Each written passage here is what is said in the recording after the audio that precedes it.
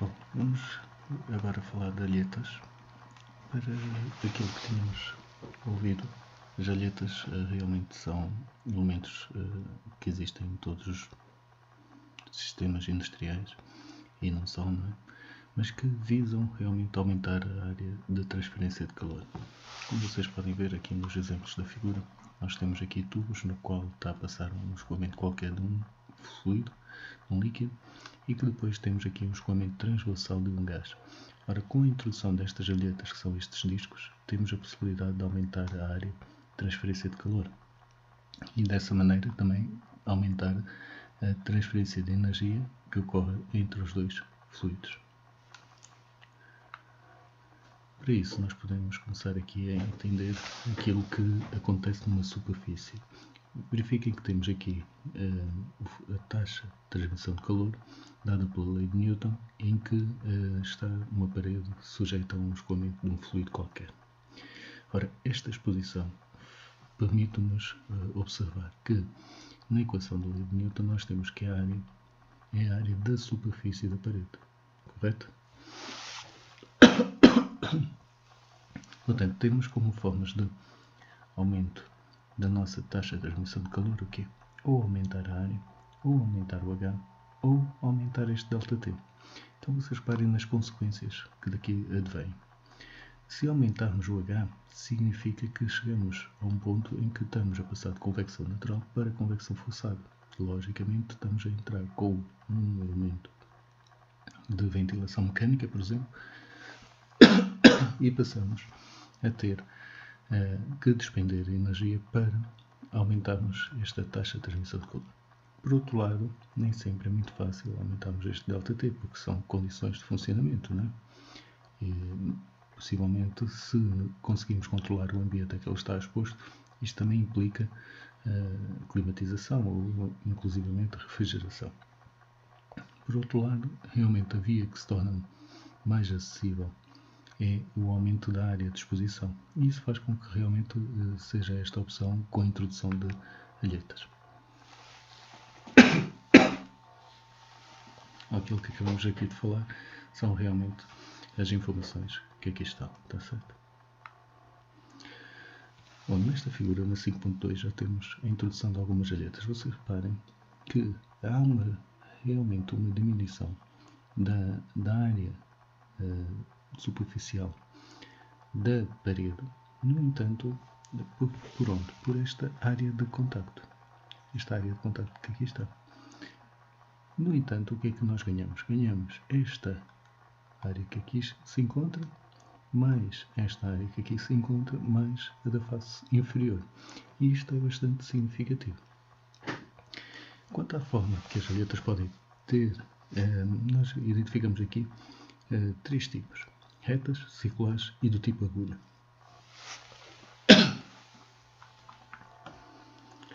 Também temos algumas alhetas de secção reta variável, ok?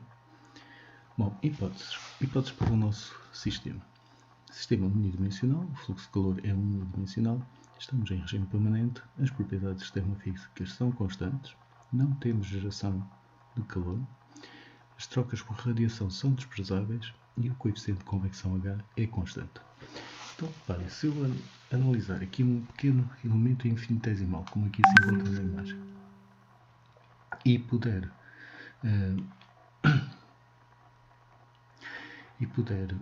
analisar o fluxo de calor que lá chega, eu vejo que o fluxo de calor que lá chega é igual àquele que lá sai, mais este daqui da parte convectiva, certo? Ora, analisando cada um dos elementos da equação, nós vemos então que o nosso X é dado pela parte da energia condutiva, depois o x mais dx, que é aquela parte que deixa a superfície, também irá ter a parte da condução de calor, e a parte da convecção, como é evidente, vem pela lei de Fourier. Ora, rearranjando a expressão, ficamos com uma expressão do tipo da 5.6 aqui apresentada, que é a chamada equação geral da transmissão de calor em alhetas. Agora, o que é que temos que fazer? Temos que fazer a distribuição da temperatura ao longo da alheta, ok? Para determinarmos o perfil que iremos obter.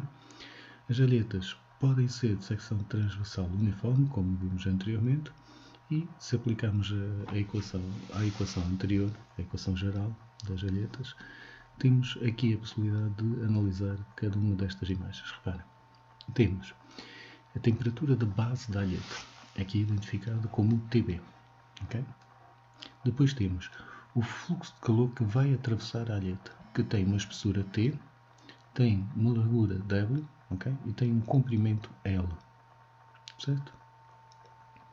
Portanto, nós agora aquilo que temos que analisar é, por um lado, o perímetro de exposição da alheta, aqui dado por 2W mais 2T, e a área de contacto da alheta, que é este W vezes o T. Okay? Ora, a nossa temperatura da base, como eu referi, é a temperatura a qual a superfície estava. Não é? A nossa área superficial passa a ser o perímetro vezes a exposição X. AS é realmente a área da superfície exterior.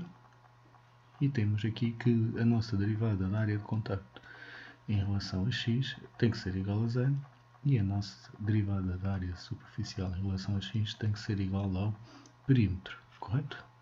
Certo? Perímetro, está bem? Se este daqui é uma constante, vai ter que dar zero. Se este daqui é px, portanto vai ter que dar uma constante que é o perímetro. Bom, então quer dizer que a nossa equação geral da transmissão de calor em alhetas, a equação 5.6, vai então ficar apenas reduzida a isto que aqui está, a 5.8. Ora, apenas para simplificar, vamos aqui considerar que o θx, só para simplificar a expressão, passa a ser o nosso t de x menos t infinito. Ora, sendo o t de x, como é óbvio, a temperatura na secção x da alheta.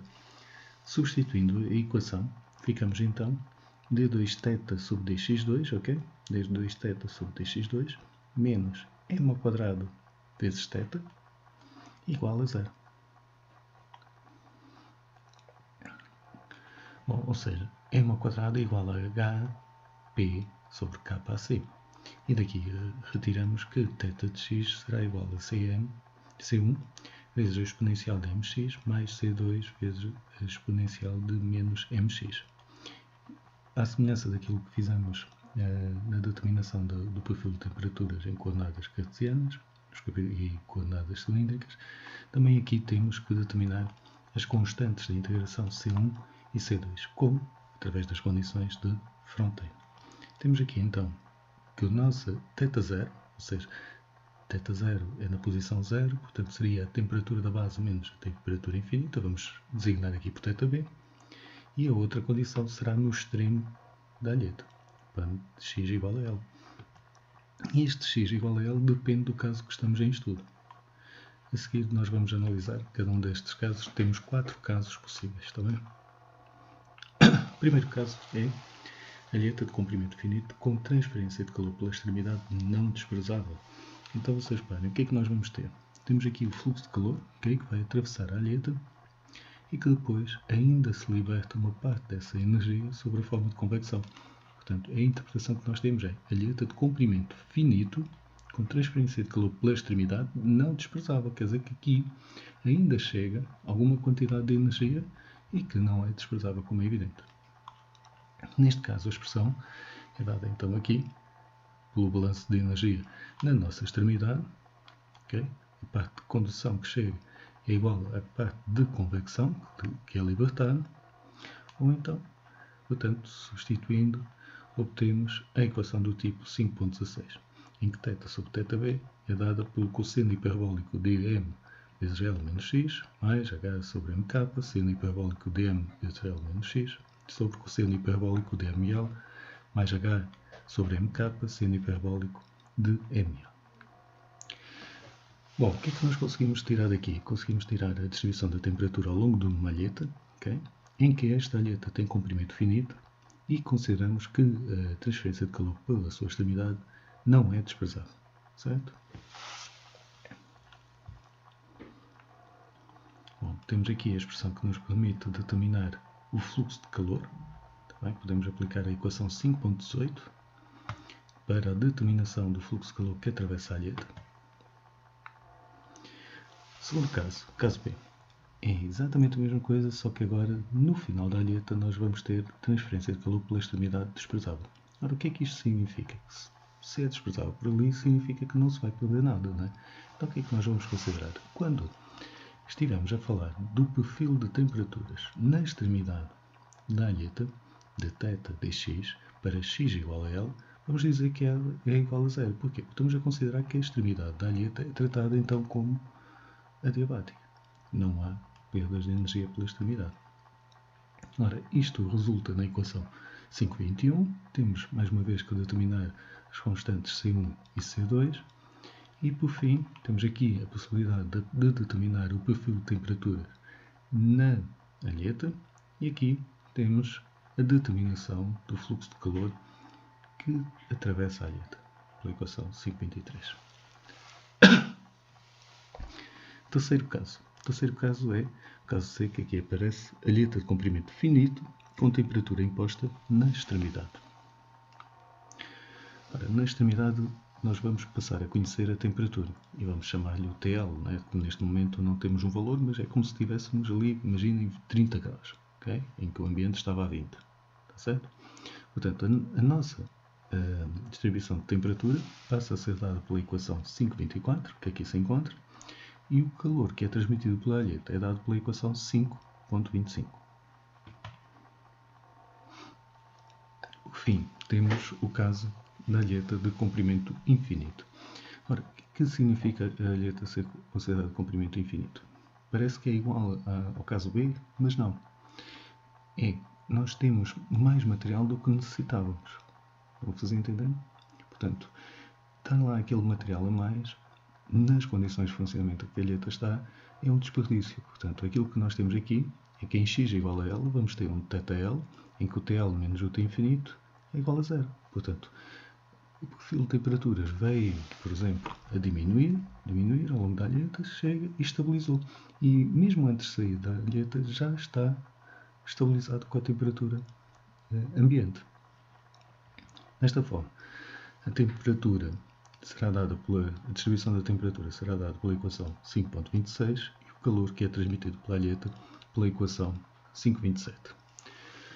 Portanto, nós com isto, se repararem nas equações dos casos anteriores, temos vindo sempre a simplificar cada vez mais a equação, não é? Portanto, primeiro caso, alheta de comprimento finito, com perdas pela extremidade não desprezável. Segundo caso, com perdas pela extremidade desprezável. Terceiro caso, com temperatura imposta na extremidade. E o último caso é alheta de comprimento infinito. Então, surge-nos aqui esta pergunta que é: qual será o comprimento da alheta acima do qual se pode considerar infinito? Aquilo que nós temos que fazer é igualar as duas equações anteriores, portanto, esta que temos aqui da alheta de comprimento infinito, juntamente com a do caso B. Portanto, temos aqui as duas expressões. Ora, estas expressões têm resultados semelhantes quando a tangente hiperbólica de ML for maior ou igual que 0,99.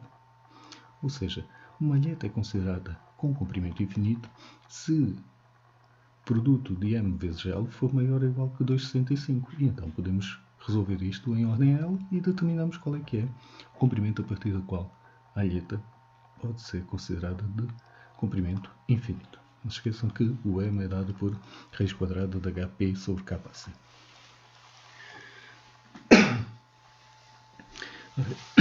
Eficácia de uma alheta. Aqui vamos diferenciar os conceitos de eficácia e rendimento. Eficácia é uma relação que nós podemos ter entre estar lá ou não estar. Tá bem? É quanto mais ela consegue transferir estando lá do que se não estivesse.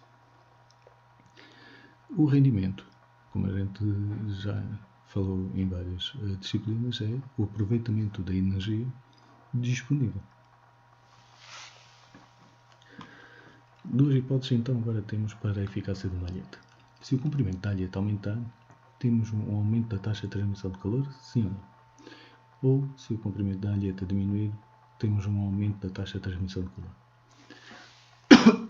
Portanto, A condição limite será quando é que o fluxo de calor se torna zero. Com base no caso de uma malheta de comprimento finito com transferência de calor pela extremidade não desprezável, primeiro caso, podemos escrever então a equação 5.31. Resolvendo esta equação e depois de simplificar, o que é que nós obtemos? Obtemos m vezes k igual a h. Ou seja, nós vemos aqui que o m seria igual a h sobre k. Okay? Substituindo então na equação anterior, nós chegamos à expressão que Qf é igual a K AC vezes θB ou MK AC vezes θB. Certo? Portanto, estamos aqui a relacionar as duas. Portanto, esta equação não é mais nem menos do que a energia que seria transmitida pela superfície se a alheta lá não estivesse, e reparem, aqui designada por Q0, que é igual ao coeficiente de convecção mais a área de contacto da base, vezes o θB. Certo? Portanto, no caso da alheta retangular, nós teríamos aquele retângulo de W vezes T. Certo? Para que a taxa de transmissão de calor seja aumentada pela introdução de alhetas, ou seja, o nosso QF tem que ser maior que o Q0. E então nós passamos a ter MK maior que H. Isto só significa que K vezes P sobre H vezes AC tem que ser maior que 1. Algumas conclusões que podemos daqui retirar. O material a utilizar na alheta tem que ter uma condutibilidade, como é evidente, elevada. A relação entre o perímetro e a área de contacto da alheta deve ser grande. Portanto, daí que devemos utilizar alhetas muito fininhas e o mais junta possível. Não é? Temos de ter cuidado com o espaçamento entre as alhetas, porque em alguns casos pode-se dar que exista depois a formação de obstruções, no caso de, por exemplo, poeiras ou de congelação. Também se justifica a utilização de alhetas quando H é pequeno, ou seja, uma das formas de nós aumentarmos o H, não é?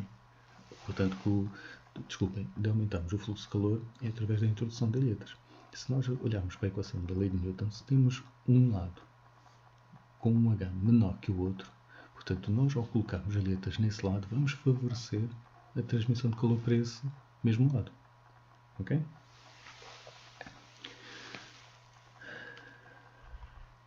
Portanto, desta forma aparece então o conceito de eficácia da alheta, que é a relação que existe entre o fluxo de calor que atravessa a alheta e o fluxo de calor que atravessa a sua base, dada aqui pela equação 5.39, e algumas considerações ainda podemos aqui referir. Só é justificável a utilização de alhetas quando esta eficácia é pelo menos maior ou igual que 2. Okay? Pelo menos quando a gente duplica a quantidade de energia que estamos a transmitir pela sua base também. Portanto, temos aqui a possibilidade de determinar a nossa eficácia, isso consoante cada um dos casos. Depois, rendimento de uma alheta. Rendimento de uma alheta temos então, como eu vos disse, um aproveitamento da energia que está disponível. Portanto, o nosso Q máximo será dado por H vezes a área total vezes o θB. Portanto, o nosso rendimento não é mais nem menos do que o QF sobre este Q máximo. Certo? É o fluxo de calor que vai atravessar a alheta, que é a energia que ela consegue aproveitar, sobre o máximo que ela poderia transmitir. Portanto, por exemplo, a área total de uma alheta retangular é dada por 2 vezes W mais T vezes L mais W vezes T. Para a parabólica é aproximadamente igual a esta expressão. Uma alheta triangular é esta. E temos aqui a sua representação também em termos gráficos. Ou seja, nós calculamos este precisa, interceptamos com o perfil da nossa alheta e depois lemos aqui o rendimento. Esta figura que aqui está encontra-se também nos anexos num tamanho maior para vocês poderem consultar quando estiverem a resolver exercícios sobre alhetas também. Bom, aqui temos alhetas anelares de perfil retangular, como vocês podem ver, ok? Só que é um anel. E temos aqui também a relação deste raio corrigido, R2C, que não é mais nem menos do que o quê? R2, que é o raio exterior da alheta, não é? Mais metade da espessura da alheta, mais metade da espessura da alheta, portanto o T sobre 2. Portanto a área total será 2π, agora atenção, é o R2C ao quadrado menos o R1 ao quadrado. Porque estamos a falar de uma alheta anular, como aqui se encontra representado. Bom, temos aqui então rendimento, dado se fosse uma alheta de caso A, e agora o chamado rendimento global da superficialidade, ou também é dado por QT sobre Q máximo, portanto, esta é a quantidade total que foi transferida sobre o H, sobre a quantidade máxima que poderia ser transmitida, certo? Por fim, temos aqui o coeficiente global de transmissão de calor, em que nós podemos aqui fazer algumas considerações e temos aqui a chamada eficácia ou eficiência de uma superficialidade. De uma forma simplificada, a eficácia de uma superficialidade, se eu olhar para esta expressão 5.53, vejo logo que ela resulta, como ficou atrás demonstrado, do QT sobre o Q inicial, não é? Portanto, nós vamos comparar aquilo que tínhamos inicialmente com aquilo que passamos a ter. E se vocês reparem, a energia que é transmitida pela superfície não alhetada, mais aquilo que as alhetas acrescem sobre a área inicial. Portanto, a eficácia de uma superfície alhetada, como é óbvio, tem que ser maior ou igual que 1. Para uma superfície sem alhetas, o numerador passa a ser igual ao denominador e, portanto, a eficácia é igual a 1. Temos aqui apenas a apresentação dos coeficientes global de transmissão de calor para sistemas planos, ok? Com faces alhetadas. Isto é para o vosso conhecimento. Depois, se tiverem alguma dúvida, é só dizer. Sistemas cilíndricos. Okay? É a dedução das expressões também. Bom, o que é que daqui se resulta? É que se nós analisarmos as expressões que aparecem aqui, nós chegamos à conclusão que, consoante os sistemas, por exemplo, tendo um sistema alhetado pelo interior, tendo um sistema alhetado pelo exterior, ou outro qualquer, aquilo que nós podemos verificar é que o coeficiente global de transmissão de calor vezes esta área interior é igual a UE vezes a AE. Reparem que cada um tem os seus índices específicos. E isto significa que temos a chamada lei da reciprocidade. Portanto, podemos utilizar isto quando nos for pedido. Por hoje ficamos por aqui. Obrigado.